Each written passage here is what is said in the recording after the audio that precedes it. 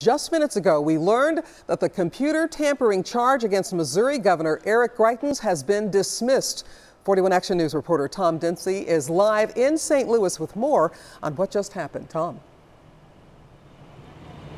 Yeah, Cynthia, to be clear, this is the computer tampering charge that Governor Greitens was facing, all revolving around allegations that he used a charity donor list from the charity he founded called The Mission Continues, and then used that for political purposes. Again, that charge has been dismissed against Governor Greitens. The press conference wrapped up just a short while ago, but perhaps the most interesting thing we learned with this case and this dismissal was actually we learned that afterwards when we spoke to the public information officer for the St. Louis Circuit Attorney's Office, who said it was actually Governor Greitens' legal team that approached the Circuit Attorney's Office this past weekend and actually came up with the terms of the agreement, offering the governor's resignation in response to the charges being dismissed against him. So again, this was all put forward, it sounds like, by Governor Greitens' legal team regarding his resignation. The PIO telling us that Circuit Attorney's Office team met with Governor Greitens' legal team this past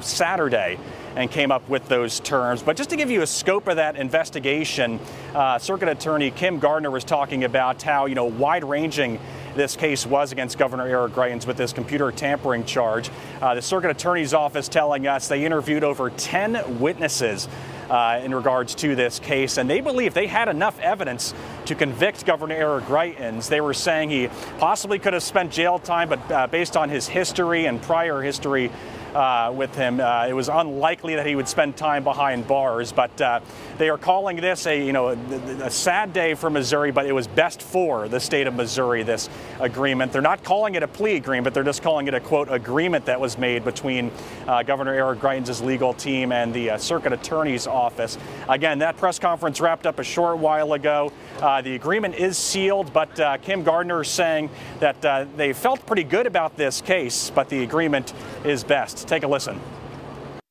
I remain confident that we have the evidence required to pursue charges against Mr. Greitens, but sometimes pursuing charges is not the right or just thing to do for our city or our state. Just as I believe that Mr. Greitens' decision to resign is best for our state, I have to consider the totality of the situation.